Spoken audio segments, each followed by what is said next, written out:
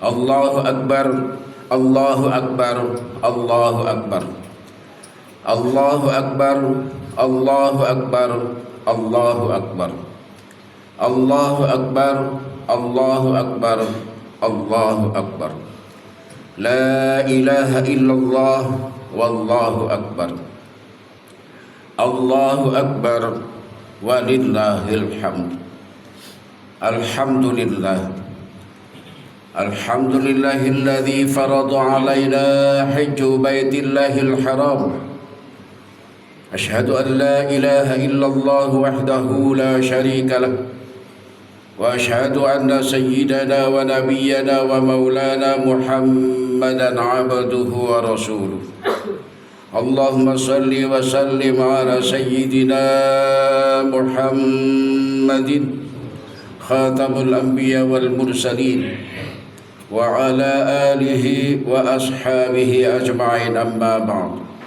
Faya ayyuhal muslimun usikum wa iyaya bitaqwallah, fa inna taqwa madaru kulli sa'adah, kama anna tiba'al hawa ra'su kulli syaqawah, faqad fazal muttaqun. Qala Allahu fi kitabihil mubin wa huwa asdaqul qailin. A'udzu billahi minasy syaithanir rajim. Bismillahirrahmanirrahim. Al-hajju ashhurum ma'lumat.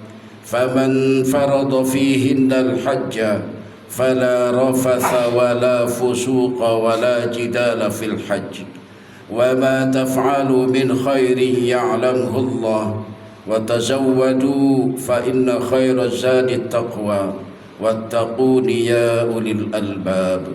صدق الله العظيم وبلغ رسوله النبي الحبيب الكريم wa nahnu ala dzalika minasy syahidin wa syakirin walhamdulillahi rabbil alamin. Hadirin jamaah salat Idul Adha yang sama-sama senantiasa tercurahkan rahmat, taufik dan hidayah Allah Subhanahu wa taala. Tersebabnya lah kita dapat melaksanakan perintahnya dengan penuh semata-mata iman kepadanya. Amin ya rabbal alamin. Selaku hamba Allah Subhanahu wa taala, wajib kita syukuri nikmat-nikmat Allah, rahmat dan taufik hidayahnya, dengan harapan dengan nikmat ini kita menjadi barokah, bisa melaksanakan kehidupan di dunia dengan penuh khidmat keimanan semata-mata kepadanya. Selaku umat Rasulullah sallallahu alaihi wasallam, jangan pernah kita lupakan untuk menyampaikan salawat dan salam kepada baginda Nabi Muhammad sallallahu alaihi wasallam. Tersebab Nabi kita bisa membaca Al-Quran dengan baik dan benar. Tersebab Rasul kita bisa mengenal mana yang hak dan mana yang batil. Tersebab Rasul sallallahu alaihi wasallam kita selaku umatnya mendapatkan ridha Allah. Allah berikan syafaat kepada Rasulullah untuk disampaikan kepada kita selaku umatnya, agar kita hasanah fid dunya wal akhirah. Amin ya rabbal alamin. Allahu akbar, Allahu akbar, Allahu akbar, walillahil hamd. Allah Subhanahu wa taala mengingatkan kepada kita dalam surah Al-Baqarah ayat 197. A'udzu billahi minasyaitonir rajim. Al-hajju asyhurum ma'lumat. Haji itu ditentukan pada beberapa bulan, yaitu dimulai dari bulan Syawal, Dzulqa'dah, Dzulhijjah. Itu yang dimaksud dengan ma'lumat. Faman farada fihinnal hajja, barang siapa yang menunaikan kewajiban haji, fala rafath, jangan bercinta, wala fusuk, jangan berbuat fasik, hina menghina, mengejek mengejek, wala jidal, jangan berantem. Bekal yang paling baik dalam beribadah haji adalah takwa kepada Allah Subhanahu wa taala. Wa tazawwadu fa inna khairaz zadi taqwa. Bekal yang paling baik adalah takwa. Syekh Al-Imam Al-Ghazali menjelaskan di dalam kitabnya yang bernama Al-Ihya Ulumuddin bahwa cara bertakwa itu minimal ada 7 pintu pikiran yang harus kita perhatikan. 2 mata, 2 telinga, 1 mulut, 1 perut, dan hati. Ketujuh pintu pikiran ini harus kita kendalikan. Orang yang bertakwa pasti dia menjaga lisannya, sebab lisan ini adalah pangkal dari segala musibah yang menimpa kepada diri kita tersebab ucapan dan omongan kita itu sendiri. Ihfaz lisanak la taqul fatubtala. Jagalah lidahmu, jangan ngomong yang dapat menyebabkan musibah. Innal balaa muakalun bil mantiki. Sesungguhnya musibah yang menimpa kepada diri kita ini berpangkal dari omongan kita sendiri. Orang yang bertakwa pasti menjaga perut dari makanan dan minuman yang haram. Sebab kata Rasul, la yaqbalullahu salata mri'in fi jawfihi haramun. Tidak diterima salat seseorang kalau di dalam perutnya penuh dengan makanan dan minuman yang haram. Kullu lahmin nabata fihi minal haram fannaru aula bihi. Setiap daging yang tumbuh di dalam diri kita bersumber dari makanan dan minuman yang haram, maka api neraka lebih utama kepadanya. Na'udzubillah, thumma na'udzubillah. Allahu akbar, Allahu akbar, Allahu akbar, walillahil hamd. Yang terakhir adalah qalbu atau hati. Hati ini Rasul menyatakan qalbun mu'min baitullah. Hati seorang yang beriman itu adalah tempat memandang dan menilai Allah Subhanahu wa taala. Di dalam hati ini tercermin berbagai macam aktivitas kehidupan manusia. Orang yang bertakwa menjaga qalbunya. Saudara-saudara kita yang melaksanakan ibadah haji dimulai dari miqat dan ihram. Ihram itu adalah simbol bahwa kita akan mati. Karena itu arif billah berkalam, mutu qabla an tamuta. Matikan dirimu sebelum mati yang sebenarnya. Apa yang dimatikan oleh qalbu pada saat kita sudah memakai pakaian ihram? Lepaskan sombongmu, lepaskan egomu, lepaskan angkuhmu, lepaskan pelitmu, lepaskan serakahmu. Karena itu ketika kita berjumpa, yang kita ucapkan adalah labbaik Allahumma labbaik. Ya Allah, aku hadir memenuhi panggilanmu. Pada saat kita sudah memakai ihram, maka kalbu kita, kalau kita beriman dan bertakwa kepada Allah Subhanahu wa taala pada saat melaksanakan ibadah haji, lepaskan sombong dan ego, lupakan hiruk pikuk kehidupan duniawiyah. Masuklah kita melakukan tawaf 7 putaran. Kalbu yang mengendalikan ketika kita tawaf. Pernah bertanya kenapa 7 putaran? Ternyata itu simbol dari Allah Subhanahu wa taala. Isyarat suratul Fatihah ada 7 ayat. Mengisyaratkan 7 ayat itu adalah ke dalam kalbu kita ada 7 sensor motorik di dalam tubuh manusia. Tawaf berputar, yang berputar itu secara ritual kalau kita melaksanakan ibadah haji dan umrah seperti sekarang ini saudara-saudara kita. Tapi tawaf 7 putaran bisa dilakukan setiap detik oleh siapa saja yang beriman kepada Allah Subhanahu wa taala, bahkan yang tidak beriman pun ruhnya selalu tawaf. Kita lihat Rasul sallallahu alaihi wasallam menyederhanakan, ya sudah supaya gampang diingat kata Rasul, sesudah sholat 5 waktu sehari semalam kalian tawaf, qalbunya tawaf dengan membaca subhanallah. Subhanallah 33 kali. Itu adalah tawafnya qalbu. Berarti kita setiap detik tawaf. Tawafnya qalbu subhanallah, subhanallah 33. Maha suci Allah sudah tidak bisa diganggu gugat lagi, maha sucinya Allah. Maksudnya kalbu kita kalau beringin bertakwa kepada Allah, maka kalbu kita harus suci. Suci dari hasud, suci dari iri, suci dari dengki, suci dari serakah. Ada sabda Rasulullah sallallahu alaihi wasallam, "Iyyakum wal hasada, fa innal hasada yakulul hasanat kama ta'kulun naril hataba." Hindari oleh kamu perbuatan-perbuatan hatimu itu sifat hasud dan turunannya iri, dengki, ujub dan takabur, sombong, serakah, pelit, medit. Itu hasud. Kalau kita bertakwa kepada Allah, maka sifat-sifat itu tidak ada. Innal hasada yakulul hasanat, sesungguhnya hasud dan turunannya itu menghilangkan semua nilai-nilai ibadah kita di mata Allah Subhanahu wa taala. Kama ta'kulun naril hataba, seperti api menghilangkan kayu bakar. Allahu akbar, Allahu akbar, Allahu akbar, walillahil hamd. Pernah bertanya Bapak dan Ibu, kenapa 33 subhanallahnya? Kenapa alhamdulillahnya 33? Kenapa Allahu akbarnya 33?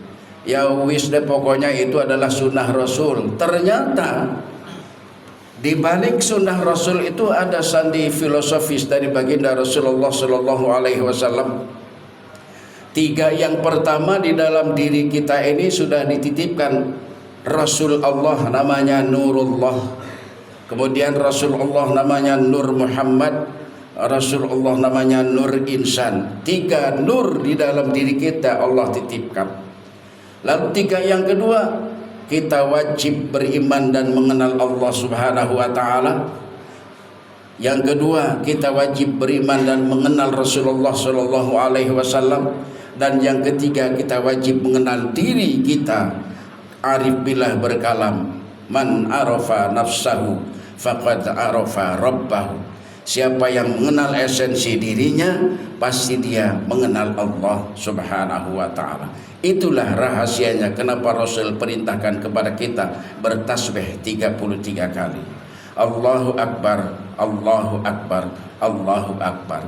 Jadi tawafnya qalbu setiap detik mengucapkan tasbih subhanallah. Kemudian tawafnya tubuh kita ini, Rasul mengajarkan kepada kita, bacalah alhamdulillah sesudah sholat 5 waktu.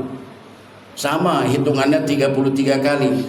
Ternyata alhamdulillah yang kita baca itu tawafnya tubuh. Jadi ketika kita mengucapkan alhamdulillah, konsentrasinya kepada seluruh tubuh. Kenapa ketika ucapkan alhamdulillahirabbil alamin, alamin itu alam semesta, tubuh kita ini miniatur alam. Tubuh kita ini miniatur alam. Air yang ada di alam semesta ini ada di dalam tubuh kita, berbentuk tulang, berproses dari air, air dari Nur Muhammad, Nur Muhammad dari Ahmad, Ahmad itu ruh tiupan Allah, Ahmad tiupan Allah dari siapa? Dari Allah Subhanahu wa taala. Wa nafakhtu fihi min ruhi, aku tiupkan ruh kepada janin ibumu ketika usia 4 bulan dalam kandungan ibumu. Tanah yang kita pijak ini ada di dalam tubuh kita, berbentuk daging dan kulit. Kemudian udara yang kita hirup, O2 dan CO2, ada di dalam tubuh kita, berbentuk urat-urat. Ada urat nadi, ada urat saraf. Lalu cahaya atau nur yang ada di alam semesta ini ada di dalam tubuh kita, berbentuk darah. Allah berkalam, naro ya nuru nuron, berasal dari nar atau nur. Yang panas udaranya namanya nar, yang dingin udara namanya nur. Jadi tawafnya tubuh mengucapkan alhamdulillah, itu adalah tawafnya tubuh. Lalu kita tawafnya qalruh, tawafnya ruh dengan ucapan Allahu akbar, Allahu akbar, sama hitungannya 33 kali. Kenapa ucapan Allahu Akbar, Allah yang maha besar, Allah yang maha dahsyat? Ternyata yang maha hebat di dalam tubuh kita adalah ruh. Siapa itu ruh? Ruh itu adalah hayat. Siapa itu hayat? Hayat bahasa kita nyawa. Siapa itu nyawa? Ternyata itu sifat-sifat Allah. Siapa itu sifat Allah? Sifat Allah itu adalah asma Allah. Sifat Allah, asma Allah ada di dalam diri kita.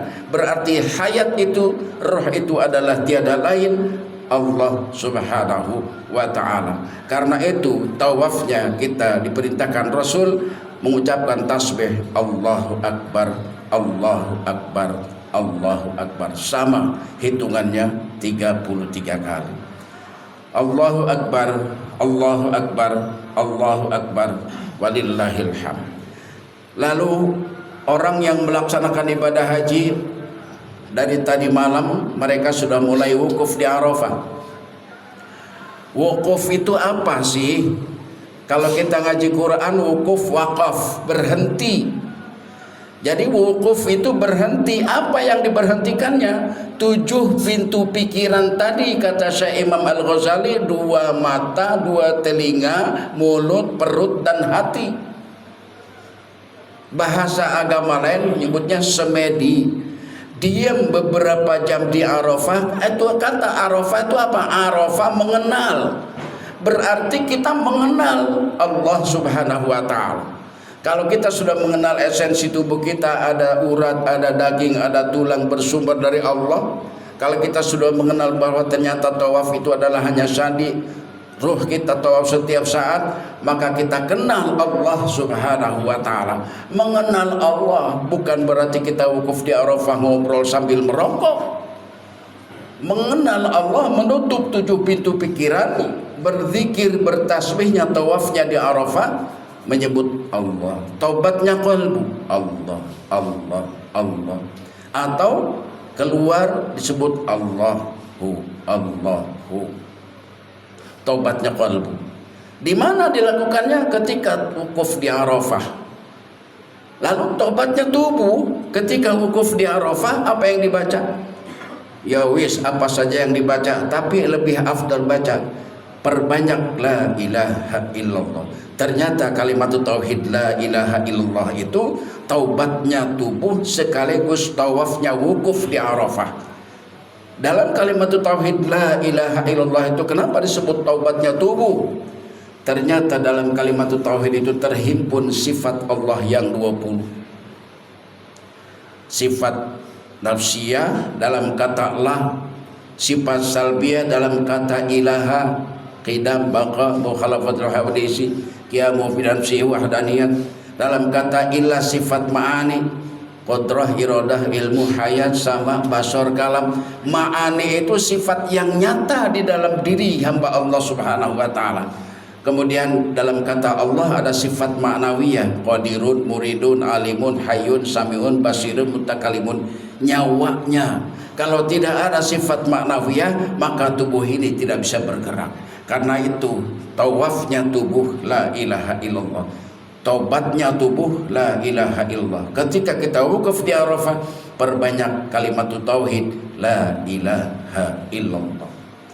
Kemudian kita pergi menuju Mina. Ayahanda Sayyidatuna Ibrahim memberikan pembelajaran peribadatan di sana, melontar jamarat dengan 1 tiang 7 batu. Bukan berarti di Mina banyak syaitan. Syaitan ada dalam diri manusia. Sabda Rasul, inna syaitana yajri min ibni Adam majrad dam. Sesungguhnya syaitan itu ada di dalam dirimu, ngikuti aliran darah. Kita bukan melempari syaitan di Mina itu hanya simbol. Maksudnya kita harus mampu mengendalikan sifat hayawan dalam diri kita, serakah, sombong, angkuh, dan turunannya daripada hasud tadi. Ayahanda Ibrahim menyembelih putranya yang bernama Nabi Allah Ismail alaihissalam bukan sesungguhnya digorok pakai pisau. Itu hanya simbol saja, pembelajaran bahwa kita wajib mengendalikan sifat-sifat hayawan dalam diri kita. Kalau kita setiap tahun berkorban, sombongnya masih ada, pelitnya masih ada, serakahnya masih ada, sesungguhnya kita belum berkorban secara spiritual. Kalau secara ritual sih sudah dilakukan, berkorban setiap tahun, memotong kambing, kerbau dan hayawan. Tapi secara spiritual maksudnya kita harus mengendalikan sifat-sifat hayawan seperti serakah, sombong, angkuh, pelit, medit dan lain-lain. Itu esensi makna Idul Kurban. Esensi makna haji adalah setiap saat ruh kita ini bertawaf. Kemana tawafnya? Endingnya terakhir, kalau utusan Allah di dalam tubuh kita ini dipanggil, bahasa kita meninggal, maka berakhirlah kita tawafnya. Maka ruh kita yang berasal dari nurullah, nur Muhammad, nur Ihsan, kembali kepada cahaya aslinya, nurun ala nur. Karena itu ruh tidak terlihat begitu keluar dari tubuh kita, karena dia berbentuk nur Allah subhanahu wa ta'ala. Allahu Akbar, Allahu Akbar, Allahu Akbar, walillahilhamd. Demikian renungan khutbah Idul Adha pada siang hari, pada pagi hari ini. Semoga memberikan Allah kepada kita rahmat, taufik dan hidayahnya. Laksanakanlah pemotongan hewan kurban dengan nawaitu tuntunan hasanah fid dunya wa hasanah fil akhirah. Kurban jangan hanya menjadi tontonan, ini akan merusak citra Islam kita. Semoga bermanfaat. Amin ya rabbal alamin. Barakallahu li wa lakum fil Qur'anil azim wa nafa'ani wa iyyakum bima fihi minal ayati wa dzikril hakim fastaghfiruhu innahu huwal ghafurur rahim.